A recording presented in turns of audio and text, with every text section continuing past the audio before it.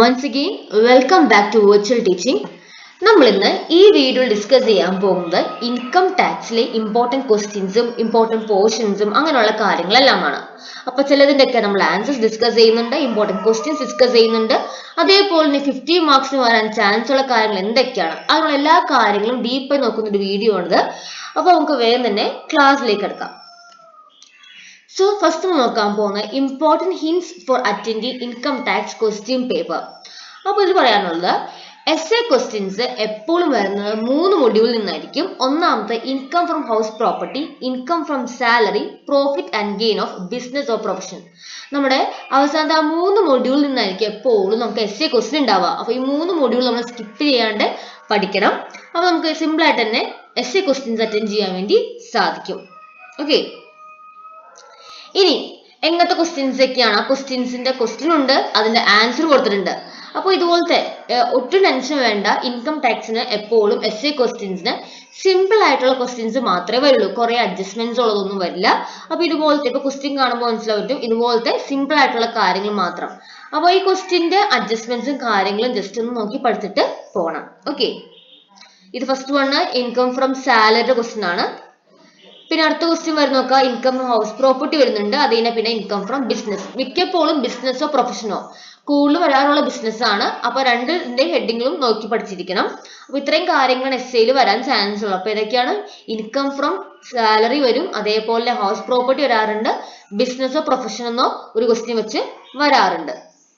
Okay, ഇനി part എയിലെ കുറച്ച് ഇമ്പോർട്ടൻറ്റ് ക്വസ്റ്റ്യൻസ് ആണ്. ഇത് മറക്കാണ്ട് പഠിച്ചിട്ട് പോവാ. ഇത് മിക്ക ക്വസ്റ്റ്യനുകളും വരാറുണ്ട്. എന്താണ് total income?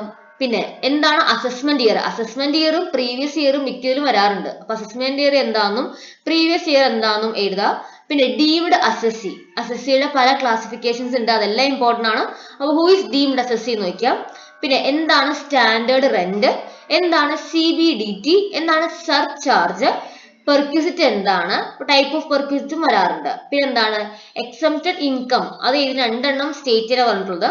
How do you deal with bad debts recovered while dealing with business income? Business income deal ചെയ്യുമ്പോൾ എങ്ങനെയാണ് ബാഡ് ഡെബ്റ്റ്സ് റിക്കവേർഡിനെ ഡീൽ ചെയ്യേണ്ടത്?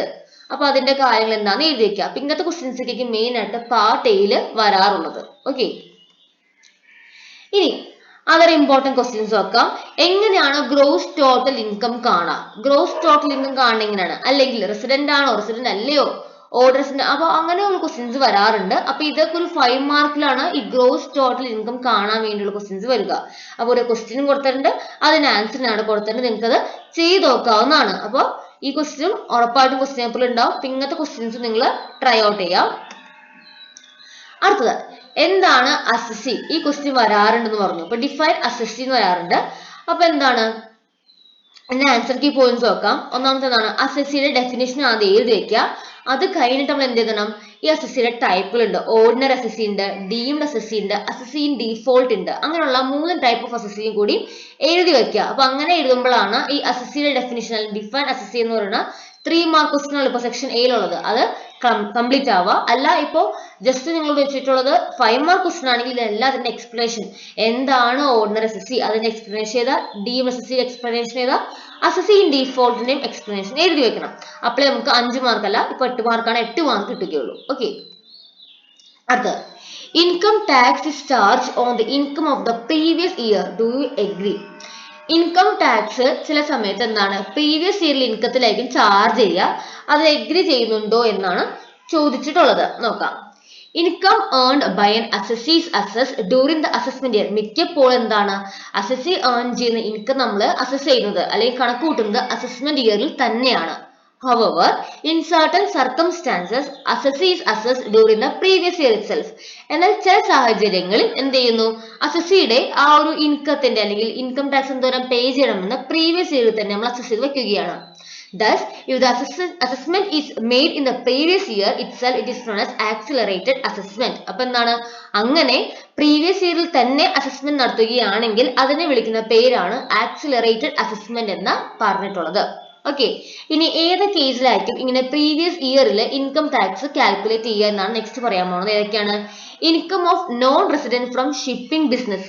ഷിപ്പിംഗ് ബിസിനസ് എന്നുള്ള ഇൻകം ഒരു നോൺ റെസിഡന്റിന്റെ ഇൻകം ആണെങ്കിൽ പ്രീവിയസ് ഇയറിലേക്ക് അത് കാൽക്കുലേറ്റ് ചെയ്യാം. Income of person leaving India, ഇന്ത്യയിൽ നിന്ന് പുറത്തു പോകുന്ന ആളുടെ ഇൻകം നോക്കുന്ന പ്രീവിയസ് ഇയറിലേക്കും. Transfer of property to avoid tax avoid ചെയ്യാൻ വേണ്ടി ഏതെങ്കിലും പ്രോപ്പർട്ടി ട്രാൻസ്ഫർ ചെയ്തിട്ടെങ്കിൽ അദ്ദേഹത്തിന്റെ പ്രീവിയസ് ഇയറിൽ ഇൻകം ആയിരിക്കും കാൽക്കുലേറ്റ് ചെയ്യാം. This continuous of A business or profession, ചെയ്തുകൊണ്ടിരിക്കുന്ന ഒരു ബിസിനസ്സോ ഒരു പ്രൊഫഷനോ ഇല്ല നിർത്തുകയാണെങ്കിൽ ആ ടൈമിലും അങ്ങനെ പ്രീവിയസ് ഇയറിൽ ഇൻകം ആയിരിക്കും നോക്കുക. അപ്പൊ അതാണ് എന്റെ ആൻസർ. ഇതൊരു ഇമ്പോർട്ടന്റ് 5 മാർക്ക് ക്വസ്റ്റ്യൻ ആണ്, അതുകൊണ്ടാണ് ഞാൻ എന്റെ ആൻസർ കൂടി വച്ചിട്ടുള്ളത്. ഓക്കെ, ഇനി അടുത്തത് ഏതൊക്കെ ഇൻകം ആണ് ഹൗസ് പ്രോപ്പർട്ടിയിൽ നിന്ന് എക്സംപ്റ്റഡ് ആയിട്ടുള്ളത്? Exempted income from house property ഏതെല്ലാമാണ്? ഏതൊക്കെയാണ്? Main 5 income from HP use for agriculture purpose, നമ്മുടെ ഹൗസ് പ്രോപ്പർട്ടി ഉപയോഗിച്ചത് എന്തിനു വേണ്ടിയാണ്? അതിൽ ഇൻകം എന്തിനു വേണ്ടിയാണ്? അഗ്രികൾച്ചർ പർപ്പസിന് വേണ്ടിയാണ് അതിന് ഇൻകം ഉപയോഗിച്ചിട്ടുള്ളതെങ്കിൽ അത് എക്സംപ്റ്റഡ് ആയി മാറും. Income from HP held by charitable trust held ചെയ്യുന്ന HP, അപ്പൊ അതിൽ നിന്നുള്ള ഇൻകം. പിന്നെന്താണ്? ഹെൽഡ് ബൈ രജിസ്റ്റേർഡ് ആയിട്ടുള്ള ട്രേഡ് യൂണിയൻ. പിന്നെ local authority and use for own business, സ്വന്തം ബിസിനസ് നടത്താൻ വേണ്ടി ഉപയോഗിച്ച ഹൗസ് പ്രോപ്പർട്ടി. ഇത്രയും കാര്യങ്ങൾ എന്ത് ചെയ്യുന്നു? ഹൗസ് പ്രോപ്പർട്ടിയുടെ ഇൻകം നിന്ന് എക്സംപ്റ്റഡ് ആണ്. ഓക്കെ, ഇനി അടുത്തത് compute income from house property. നേരത്തെ ഞാൻ പറഞ്ഞിട്ടുണ്ടായി 50 മാർക്ക് ക്വസ്റ്റിന് ഹൗസ് പ്രോപ്പർട്ടി ക്വസ്റ്റ്യൻ ചോദിക്കാറുണ്ട്. അപ്പൊ ആ ക്വസ്റ്റ്യൻ പേപ്പറിൽ കണ്ടിട്ടുള്ളതിൽ ആകെ ഒരു ഹൗസ് എന്നിട്ട് അതിന്റെ കാര്യങ്ങൾ വെച്ചിട്ടുള്ളത്. ചില സമയത്ത് ഇതുപോലെ ചോദിക്കാറുണ്ട്. ഹൗസ് 1, ഹൗസ് 2, ഹൗസ് 3 ഇങ്ങനെ 3 കാര്യം തരും. ഒരെണ്ണം സെൽഫ് ഒക്കുപ്പൈഡ് ആണെന്ന് പറയും, മറ്റു 2 ലെറ്റ് ഔട്ട് ആണെന്നും പറയും. അപ്പൊ ഇങ്ങനെയുള്ള കേസിൽ നമുക്ക് ഇങ്ങനെ കുറെ ഇൻഫോർമേഷൻ ഒന്നുണ്ടാവും. അപ്പൊ നമ്മളുടെ ഓരോ ഹൗസിന്റെയും എന്താണ് പറയും? ഇൻകം ഫ്രം ഹൗസ് പ്രോപ്പർട്ടി കാണാൻ പറയും. അപ്പൊ എന്ത് ചെയ്യണം? സെപ്പറേറ്റ് ആയിട്ട് ഓരോ ഹൗസിന്റെയും കാൽക്കുലേറ്റ് ചെയ്തിട്ട് അവിടെ ലോസ് ആണോ പ്രോഫിറ്റ് ആണോ എന്തോ ഇൻകം കിട്ടിയെന്ന് കണ്ടുപിടിക്കുക.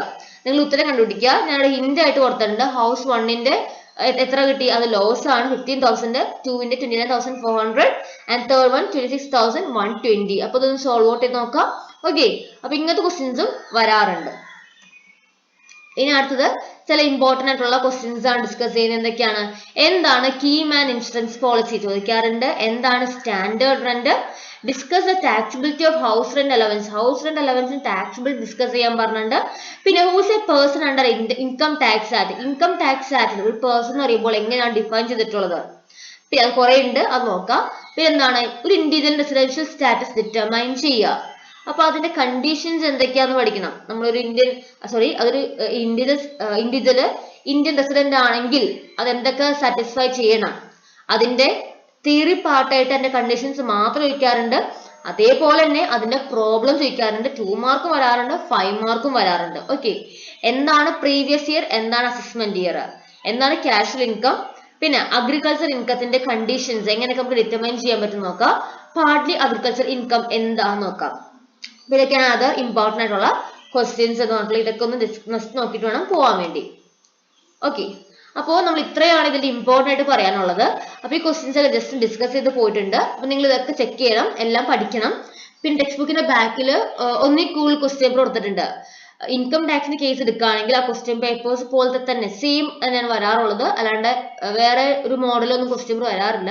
അപ്പൊ ആ ഒരു ക്വസ്റ്റ്യൻ പേപ്പേഴ്സ് ഒരു 5 4 തന്നെ സോൾവ് ചെയ്ത് നോക്കി കഴിഞ്ഞാൽ തന്നെ നമുക്ക് അറിയാൻ പറ്റും മിക്ക ക്വസ്റ്റ്യൻസും റിപ്പീറ്റഡ് ക്വസ്റ്റ്യൻസ് ആണെന്നും അതേപോലെ തന്നെ അതേ ക്വസ്റ്റ്യൻസ് നമുക്ക് ക്വസ്റ്റ്യൻ പേപ്പറിൽ കാണാൻ പറ്റുന്നു.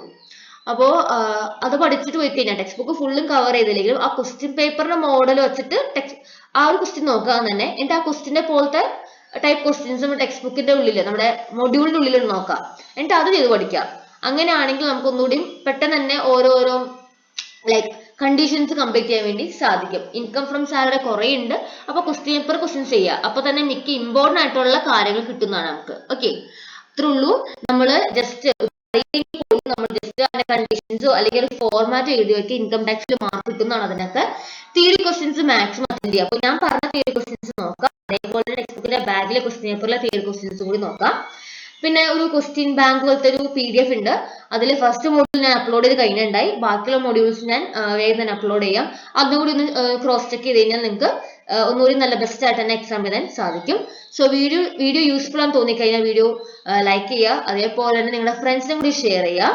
എന്റെ ചാനൽ ആദ്യമായിട്ടൊക്കെ ആണെങ്കിൽ സബ്സ്ക്രൈബ് ചെയ്യാനും മറക്കരുത്. Thanks for watching.